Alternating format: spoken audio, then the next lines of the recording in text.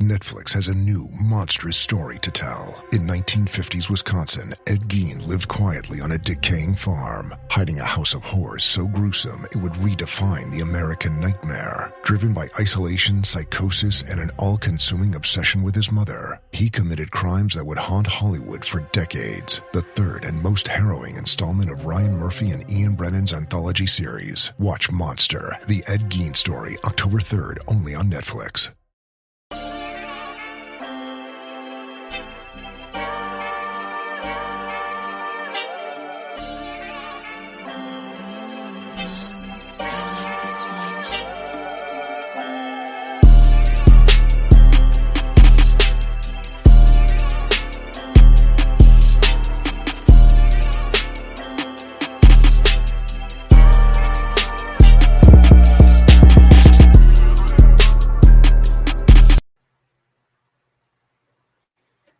Hello. Welcome in. It's Birds of a Feather Podcast with your boy Q City. Your boy Tyler Bravado. And we are back with a beautiful Falcons win. Reaction against the Commanders. 34-27. Got a little dicey toward the end. It was mostly a two-possession game in that second half. They were able to cut it to one score, and that ended the game. But, Michael Penix out there balling. Bijan out there balling, Drake out there balling. It was just, it was a beautiful game. You forgot the line. Yeah, we got It's out there balling. I ain't forget him, bro. Just all in all, it was a beautiful game. That offense came to life. Taj, my man, what did you see? So I'm going, give Raheem credit here because I feel like Raheem put pressure on Zach Robinson. He was like, "Hey, you see what I did, Ike, right? Don't be next." Although there will be somebody next, and we'll talk about that in a minute. Go ahead. Oh yeah, for sure, yes. But the offense, there was no timing issues this week. None. Penix able to get up to the line of scrimmage and see what's going on and not have to hurry himself up. Everyone seemed in sync. At one point in time, had 9 straight completions, and he went 20 for 26. Best, outside of that one play, this was the best game of his career. And even that one play, I think that spoke to what you called arm arrogance. He either didn't see him or he was like, "I got it." It's one of the either he didn't see him or he thought he put more air under it. He was like, "Oh, damn, that nigga can jump." Mm-hmm. Damn. And you don't want to just excuse interceptions, but overall, he played an incredibly clean game. Was super proficient. Basically doubled up. No, not basically. He did double up Mariota in yards. Had the 2 touchdowns, 20 for 26 is 75, 80% completion. I don't know the math off the top of my head. Bijan, he had 75 rushing, but another about 60 catching the ball. No, he had 100. He had 180 total yards. He had 100 yards receiving. Good God! Again. You can't stop him from getting 100 scrimmage yards. That's just write that in gold. That's happening. I'm looking on the interwebs and people "Oh man, Bijan kind of slow." He's not slow. I said that too. I said it looked like he got hawked, and I was like, "No, he didn't get hawked. It's just he's a one-speed guy." But you gotta look like this. He was timed. He was GPS at 21.85 miles per hour. The dude that caught him was tracked in at 22 point something else. Yeah, that'll get you. 21.85. That's Tyreek Hill of speed. Yeah. Well, maybe low end Tyreek, but And who was that caught him? Was that Sandstrom? Because I know Sandstrom was. No, that wasn't Sandstrom. Sandstrom wouldn't have called him. There was some. I forgot who it was, but it wasn't Sandstrom. I said, "Good God, boy!" I texted you. I was like, "Damn, that nigga slow down." Because I think what people kind of misconstrue about Bijan is he's quick as a hiccup. No, he's fast. He's fast. The thing is, he get through his speed so fast, it look like he only got 1 year. His first step is full speed. I mean, yeah, it makes sense, and you saw it, but like, just taking you through the game. Went down on the first drive. Parker Romo had a kick, went straight through the uprights, looked good. I was like, okay, that's good. Get your confidence back. London scored a touchdown. He didn't miss any field goals today, didn't miss any extra points today. Scored that at the end of the first quarter. I'm sitting here like, 10-0? This is a bomb day. We finna run away with it. They come down and score. Watts, that was a bad drive for Watts. Like he missed the tackle in the hole, right? That allowed the big run, and then he basically got shook in his zone, biting on the underneath route. I don't think that was him. To let McCaffrey go behind him. No, that's just how it looked. I don't think that was him. Ain't nobody look at film yet. Like no, but from the replay, he was on someone else. I think it was Jesse. But Jesse was Jesse over there looking like, oh shit. Yeah, that was him. Jesse was like at the beginning of the end zone on that play. He was at the line on that play. Because it's a zone. The safety is the last line of defense. Which I get, but why are both safeties lined up back to back on each other? Okay. Which one has a history of cheating? No, I understand that. But if you look, it looked like he took a fake step toward where McCaffrey was going to be and then chose the underneath defender. Now, or chose the underneath. Responsibility. Because the thing is, that's probably a communication error. Most likely. I don't put that one on Watts personally, but. And then, Bijan had his grown man run. They scored right before. Then they scored again. I don't know what kind. Like that was Barry Sanders-esque. Like cut in the backfield. Take off a defender. Take the contact, swing into the end zone. He just grown man stuff, bro. One thing about Bijan is Bijan making Raheem look like a very smart man because Raheem said, "Hey, that's the best man in football," and Bijan proving him right every week. Look, and you know what I love? Especially since you're down there on the field, when we get into the red zone, every action that we have is going to involve you, whether it is handing you the ball or we're play actioning. Every action that we have is going to involve you in some way. You know why? Because you are probably most likely the best player on our team.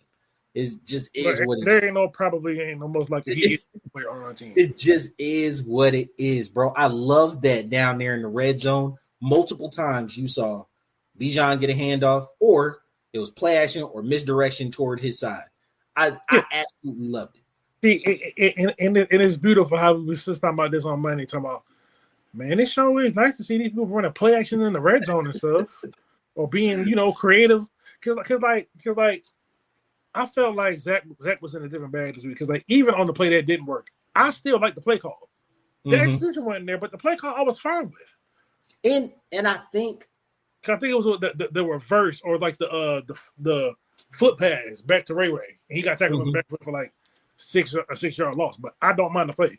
I like the creative nature. Now I will say, kind of speaking to your point earlier about like calls getting in pretty quickly, less miscommunication. I'm not gonna sit here and blame everything on Ike Hilliard. I don't think he was the main reason and cog why the team didn't. He might have been the smoke alarm though. A little bit, right? Because with Yates taking back over the wide receivers, they were speaking the same language today.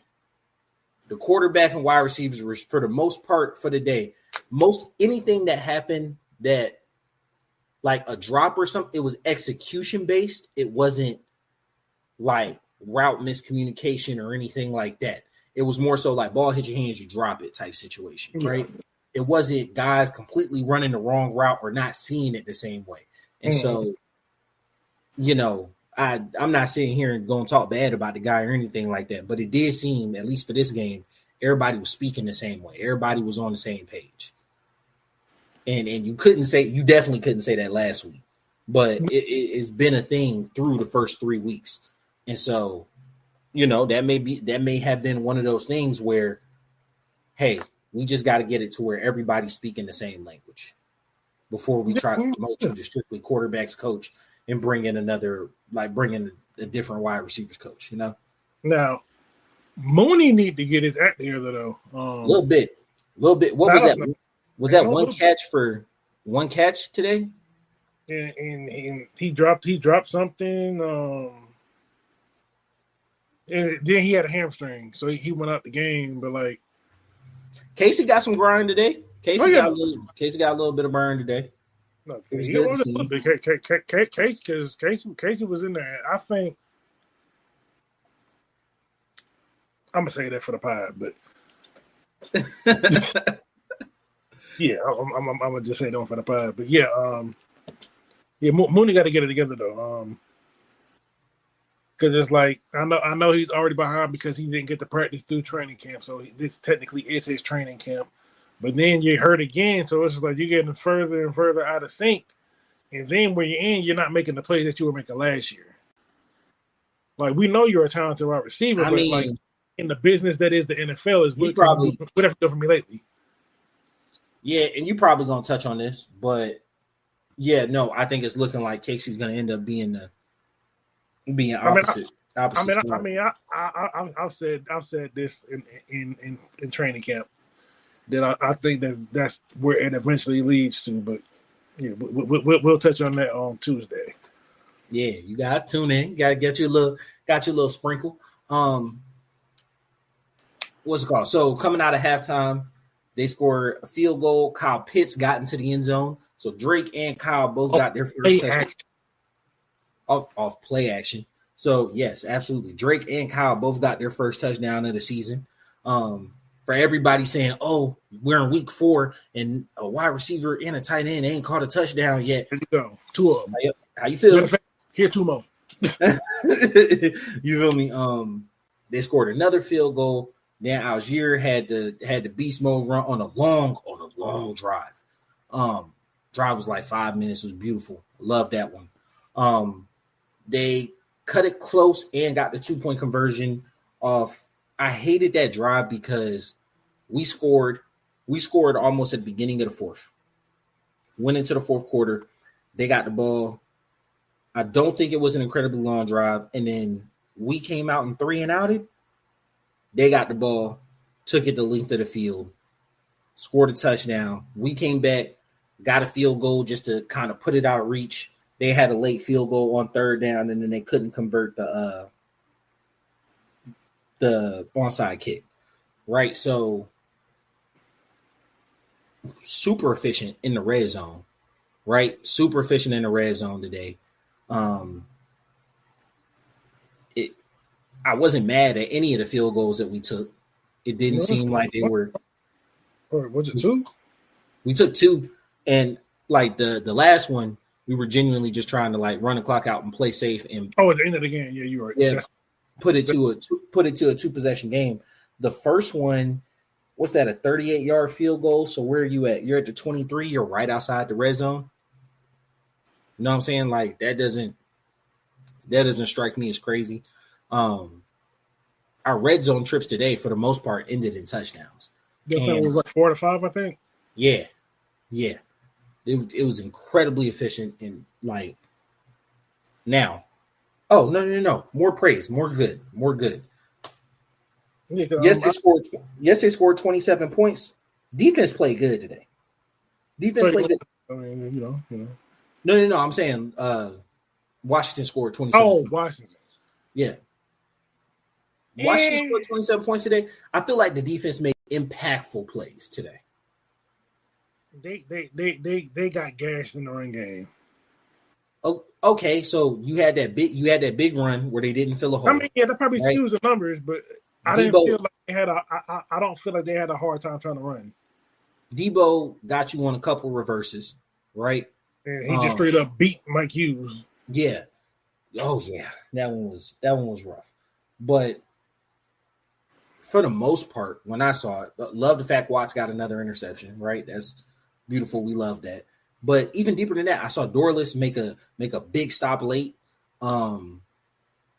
D-Blow almost had a highlight of the year with that one hit.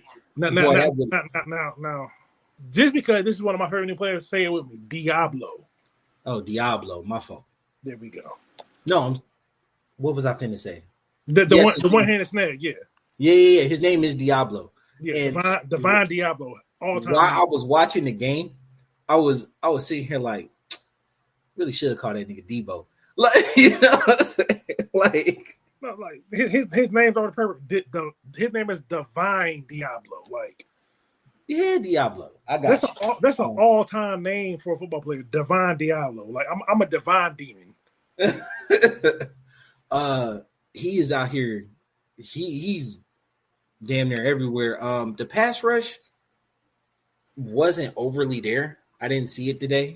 They ran more. Yeah. Or Mariota was able to, because the pass was there. Mariota was running a lot. He wasn't just sitting in the pocket and that's what I was finna say.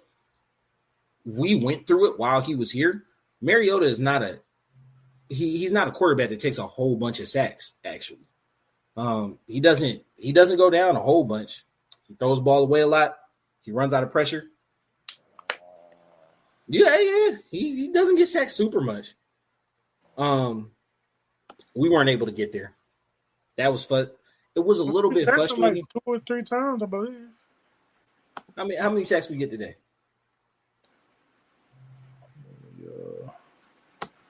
Let me let's pull up to that's today. We got Caden Ellis got half a sack. Leonard Floyd got half a sack. Zach Harrison got 1. So we got 2 today. Yeah, I know. I mean, but the pressures were definitely there. Pressures were there all day. It didn't seem like we were getting home on that. I thought we had 1 sack. I didn't think we had 2. But yeah, look, I know we had that, and I mean, but they were getting there. Just when you're dealing with running quarterbacks, if you're not lane disciplined, because like James Pierce on the 22-yard run that Mariota had, James Pierce, I feel like he got greedy and abandoned his responsibility and gave up the lane. When in reality, I think it was supposed to be a muddle rush where he's kind of just standing there waiting for Mariota, and then if he get in reach, then you do it. But James Pierce, I guess he either overestimated his athleticism or underestimated Mariota's, and took the gamble, and it cost him 22 yards. Which, I mean, I completely understand you there. I think I gotta look at it. I gotta see it in the what's it called? I gotta see it on the film. But all logic, no emotion. What's up? What's up, man? How y'all doing? Secondary let y'all down today. My Q's did get beat a little bit. I ain't gonna lie to you. That was the offer. It wasn't just you. It was both of them. Yeah. It was. We miss AJ. That's not a lie. That's not. But since we're talking about secondary, can we put Jesse Bates on a milk carton? Because I ain't seen him. Man, the impact has been low this season. The impact has been low this season. I'm not going to say the impact has been low because he might be impacting the game in other ways, but it's like it's not showing up in the stat sheet or on the casual eye for film. I will say he's not around the ball like I've known him to be. Like, I saw a tweet that really had me sitting there thinking real quick, and it was talking about Koo, right, and how he was such like a star player, and he got us through the Arthur Smith and Mariota years and whatnot. You kind of pointed and alluded to that too, that like, he's one of our higher scoring people, but it's like we had bad offense, kick the ball a lot. It's thought provoking. What is Jesse Bates good player on bad team type situation, right? So like you think back to those Cincinnati defenses, who did you have with you? I was like, I'm not going to go look it up right now. But I think about how impactful he was on our early defenses here.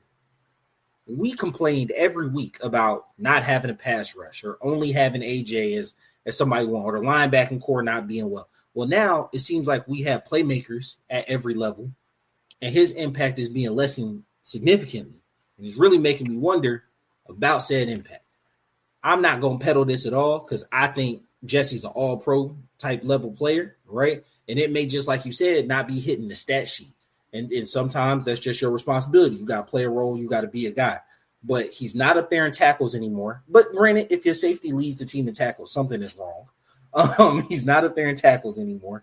I don't think he has a pick on the year. And I think all the picks are rookies. Yeah, and most times when we're talking about the game, we're talking about how he got burnt, how he cheated on a route, like when we bring him up. And it makes me think about his long-term impact. I mean, it's also a new defense as well. He's probably still trying to find his way throughout the defense and find where he could take his chances. And I feel, because the thing is, Jesse's a gambler, and he's probably still just trying to find his spots to where he can make his gambles without compromising the defense. Because I mean, Xavier Whitehead's been playing well, but he still is a young player, so he's probably having to do like other things. Like it's definitely showing him a communication for the most part. Because I mean, secondary for the most part has been looking sound. Because we still have yet to get up more than 160 yards passing. We're the number one pass defense in the NFL. Shocker. So maybe he's probably just still trying to find his way to where he can pick his spots.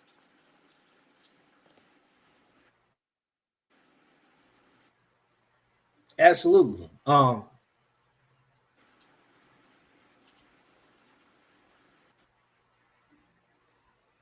there we go. I'm about to say, lost you there for a minute. You bet? I never went anywhere. I seen you the all whole right, time. all logic. Oh, nah, I think mine went out. All logic, no emotion. Falcons so loaded on offense. I don't understand how they haven't fortified a pass rush after all these years to make a run. NFC South is blank. You're not lying. You're not lying. 3 losses by all the other teams in the NFC South today. The Bucs ain't bad. I ain't gonna lie to you. The Bucs are probably a decent team. So, I can't remember where I said it, but I remember saying something along the lines that, Emeka, how do you say that? Ibuka. Mm-hmm. I remember saying something along the lines like, he's just a rookie. He ain't gonna be nothing special. Yeah, I was wrong. Yeah. Nah, He gonna be a problem. It clearly, like Mike Evans is on his way out. That hamstring is toast. And did Godwin play today? I didn't know if he came back in. I know he practiced. I don't know if he played. I don't know if he got back and whatnot. But yeah, to your point, Falcons are loaded on offense, right? We've got top 10 picks all around that offense. And we're at a point where we're starting to play complementary football. Is going into the bye week, we 2-2. That's a win, right? That's right where you want to be going to the bye. Right at 500, like we talked about earlier. 3-1 or 2-2 was a win, especially having an early bye. Terrell's hurt, so hopefully this extra week will help him get back. We're not really getting hit with the injury bug that bad that I saw. Prayers up, because what's the name? 35. Wood. Yeah. Oh yeah, knock on wood. But 35 clearly concussed. That was a nasty hit for the punt returner. But that speaks to the third point, right? And this is what we gonna roll out with, for the last 6 minutes here. If there's gonna be anybody get kicked out the building, it might be our special teams coordinator, bro. Our special teams has been absolutely horrendous. Literally a third of the game, Our field position has been absolutely terrible. We so there was this graph that's going around because one of these kickers has like perfected the knuckleball, right? It's coming right in. Panthers? Is it the Panthers? Yeah, that's why we had such a bad game special teams last week because where they can't catch the ball, they kept on knuckleballing it. Yeah, it bounces right in the landing zone. Can't nobody get it right? Okay, cool. We are consistently we are sitting toward the bottom of the league in average field position. Now, granted, the Panthers kicked off to us a lot, right? So that may have skewed the number a bit. Cool. But like for all the rest of our games, fielding cleanly hasn't necessarily been a problem on kickoffs, but fielding cleanly on punts, setting up good punts. As long as the main punt guy been there, yeah. But that's just a guy thing and not really a special team guy. But we haven't set up big punt returns. We have not set up good kick returns at all. But, I mean, I can't necessarily agree with that part because my issue isn't the return unit; it's the coverage unit. I don't have much. They was finna get smoked next. Right? So for me, from an offensive end of special teams, you haven't set up good punt or kick returns. That's my view on it. Right? I mean, it's been average. I mean, it's been. I don't fucks with average. Like, I mean, you may not fucks with average, but I mean, in the NFL, as long as you're in the middle, it won't like you can't be the top of everything. But from the defensive end of special teams, we have been giving it up consistently, allowing big return after big return on kickoff. Now, our punt team has been pretty decent. They haven't been extraordinary. They've been decent. But yet again, I don't do average. The kickoff unit has been straight up bad. There ain't no two ways around it. The kickoff unit has been bad. I was actually scared of that onside kick. All logic, no emotion. Let's be real. Special teams across the league has been mid. Most likely, but special teams has been making huge plays. Special teams was the reason this last game ended in a tie. Right? That kickoff, what's it called? That return Dallas made, but 3-point swing. But the thing is, in order for one team to make a good special teams, one team has to make a bad one. Like last week, there was 5 block kicks. Was that bad on the offense or good on the defense? I think it's a combination of both, right? So I'll take the Rams game, right? In the Rams situation, they were like, oh, he's got a low trajectory on his kick. Right? No matter the distance. Usually you use a low trajectory if you want to go distance-wise. They're like, hey, whether he's kicking at 30 or kicking at 50 is coming off low, so we're going to squeeze the middle, put a hand up. That resulted in 2 block kicks back-to-back. They got a beat on you. I think that's good special teams on the Eagles side, right? And maybe it's bad bad special teams on the Rams side, but like it's not nothing you could fix right in game. You can't change your whole – you wouldn't want your kicker changing his whole kicking swing, right? All the Eagles players said it, all the Rams players said it was just that was good on their end. Then you look at the Bucs kicker, right?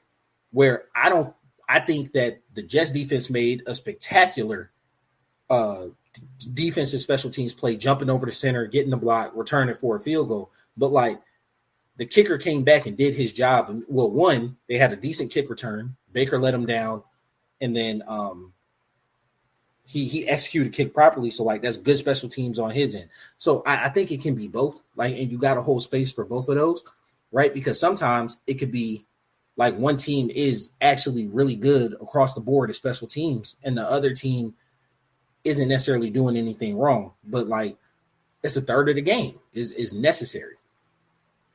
Yeah, but I mean, I agree with all logic, no emotions, where it's been pretty bad across the league. Like it's not just the us thing. It's just since we're focused more on this team, it's more glaring. Absolutely. And it hasn't, outside of the first game, I don't think it's necessarily cost us a game yet. So like maybe it's not something that will be addressed until later in the season. Helping the Panthers game, but that whole game was just shit show. Yeah, and I think it's easier to just be like, once you lose 30-0, it's easier to be like, them 6 points won't make a difference. When you're in the game, you understand those 6 points are going to make a difference. I'm not even talking about the 6 points. I'm just talking about like kickoff. The big returns, yeah. Because the thing is, it's just like, no, when it comes to like, our biggest issue is the kickoff thing. But you also got to realize a lot of teams still don't know how to properly defend it. This is the second year in existence of this style of return. And people are much better at it this year, kicking off. Like last year, you saw a lot of people that were just trying to get it into the land zone, or you saw people just kicking out the back of the end zone. Well, yeah, but they made you they incentivized kicking it into the field of play because you get started at 35 now. Yeah, so like now you're seeing a bunch of people like the Panthers got better at kicking it. Did they get better at kicking it, or is it just like, well, there's no reason to kick it out the end zone now, so we're gonna do this knuckleball kick and make you return it? True, right? But like it's becoming a bigger part of the game. Not bigger part of the game. It's becoming a highlighted. It is becoming a bigger part of the game. It is because, like you said, it's a third of the game. Ooh, all logic, no emotion. Vikings fan said, I'm prepared for a transitional year. I'm prepared for 6 to 8 wins. Support my guys and watching everybody else. Well, hey, man, we appreciate you logging on to the channel. We mainly talk about the Falcons and Hawks. It's a football and basketball podcast. Tune in, man. Absolutely. We go live after all games, basketball and football. We go live, and then the pod drops live on Tuesday, and it drops on Spotify, Apple on Wednesday. Check us out, man. Appreciate the support. For the Vikings, that was rough today. Y'all came back, actually, right? It was 24-21. They came back late. I don't remember that game. Oh, no, you sleep. It was I wasn't sleep. I wasn't even home yet. Dang, that's tough. But, yeah, it was – I want to say it was like 21-6 at one point. And then I remember seeing it being like 24-18. It was the last thing I remember seeing. And it was like 24-21 as the end. But, I mean, come on. Wentz isn't the answer. Everybody knows that. There's no shame behind that. Just hoping JJ can get healthy, get back on there, get some reps in. And they'll keep going forward. So, appreciate y'all for tuning in. Thank you. Follow us on all social media platforms at BOAF Media. Hit the inboxes anytime you want to talk about any other team or anything like that. Yeah, drop in the comments on YouTube. Yeah, drop in the comments. Like, yeah, we came back, but Carson Wentz is dookie water, 2 consecutive sacks, and then a pick. Absolutely, yeah, boy, been there, dude. We beat today. Was somebody that lived on that. There used to be a meme of that man laying on his back in Carolina throwing the ball. It used to. It's not used to still. Like, been there, bro. Been there. I will say, I hope it gets better. Y'all draft a quarterback same time we did with the same expectation of hoping that guy is the guy, right? So, once again, hit us up. We appreciate y'all. Follow us, BOF Media, at all social platforms. It's been your boy Q City. Your boy John Bravado. We out. Peace. Hey,